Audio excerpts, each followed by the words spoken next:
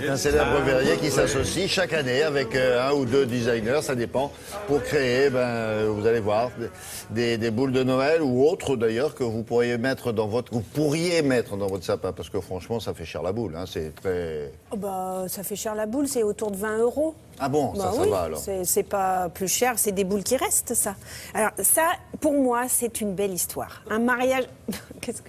un mariage réussi vraiment entre le savoir-faire et le design. C'est-à-dire que la verrerie dont vous parliez, c'est la verrerie de Meisenthal. Dans les années 70, elle est quasiment morte, cette verrerie. Elle s'est fait connaître en 1858 parce qu'ils faisaient des boules de Noël déjà, donc ils n'en sont pas à leur première boule, argentées, avec l'intérieur argenté. Et le tissu économique va très mal, la verrerie ferme, etc.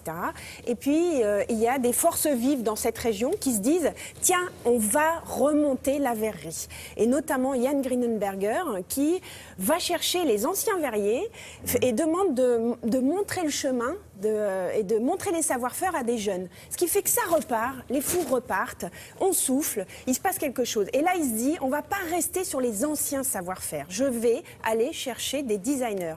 Et c'est exactement ça. C'est-à-dire que ça se relance aussi avec du sang neuf, du contemporain et du design. Avec une formule industrielle, c'est-à-dire qu'ils en font beaucoup finalement. Moi je croyais que chaque année, avec des designers, ils faisaient un modèle juste pour le montrer. Non, c'est pas ça. Il y a un modèle par an. Il y a un modèle par an, mais c'est vendu à plusieurs. Après, ils font d'autres choses, d'autres objets. Ils travaillent aussi sur des projets d'hôtels, de décoration pour les hôtels, etc. Ils ont vraiment développé ça. Et cette année, c'est un concours. Hein. Chaque année, il y a un concours. Des designers. Le designer qui a remporté le concours cette année, c'est le Studio NOC. Ils sont 2. Et vous allez voir, l'idée elle est hyper originale. Allez, regardez.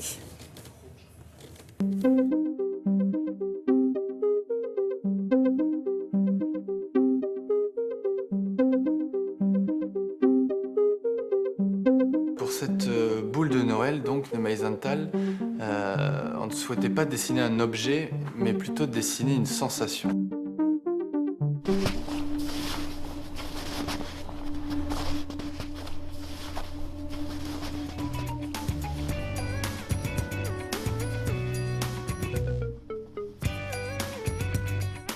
Donc voilà, Noël, la neige, on avait envie d'exprimer quelque chose autour de ça, quelque chose qui puisse être partagé par tous, et on a pensé à un pas dans la neige. On s'est dit, mais comment faire une boule qui soit pas dans la neige?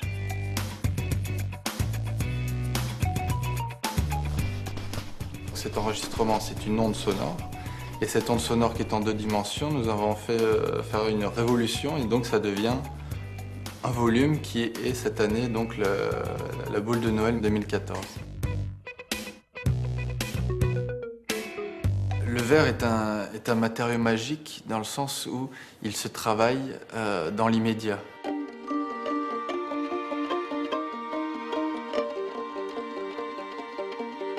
Lorsque nous sommes arrivés à voir l'équipe Jan Grinenberger avec ce projet, nous n'avions pas de forme finale. Nous avions juste un design de processus. La plus grande contrainte, lorsqu'on souffle dans un moule avec des arêtes qui sont si vives, c'est le fait que justement le verre ne va pas aller jusqu'au bout du moule. Parce que le verre est un peu comme du miel, et le miel, bien sûr, ça s'étire, mais ça ne va pas partout, spécialement pour les angles. Et donc, à ce moment-là, le souffleur ne va pas souffler avec la bouche, parce qu'il n'a pas assez de puissance avec sa cage thoracique, mais il faut que ce soit une pompe qui vienne injecter de l'air.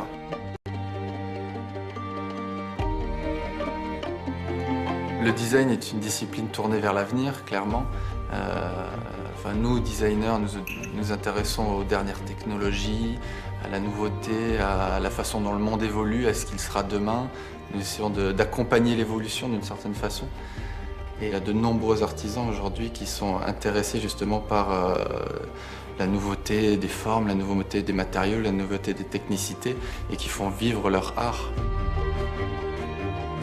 Le design a besoin de ses savoir-faire, et les savoir-faire ont besoin du design.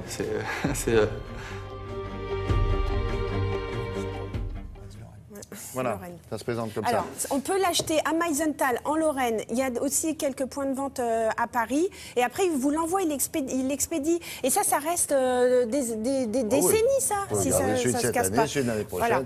Et j'ai mes deux petites idées cadeaux, deux livres magnifiques. Un sur Pierre Paulin. Pierre Paulin, grand designer français s'il en est. L'auteur, c'est Nadine Descendres, édition Albin Michel, et ça retrace tout son parcours. Attention, les cadeaux qu'ils vous proposent, ce sont des suggestions, c'est vraiment leur coup de cœur, hein, parce que Ah oui, sinon, oui. dans son domaine à elle, des livres, il y en a 75, là, rien que cette semaine. Oui, c'est ça. Donc là, c'est vraiment c'est son choix. Et notamment, on voit des images aussi avec Maya Paulin, sa veuve, qui a été très, très impliquée dans son travail, etc. Et deuxième, parce que j'adore, Japonisme, sous la direction d'Olivier Gabé, qui est directeur des musées des arts décoratifs, édition Flammarion.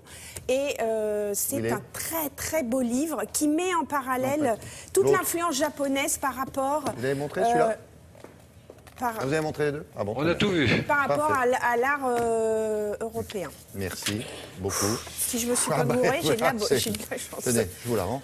Ça, Ouais, ça vous vaut voulez- 20 €, c'est ça? Peut-être 25.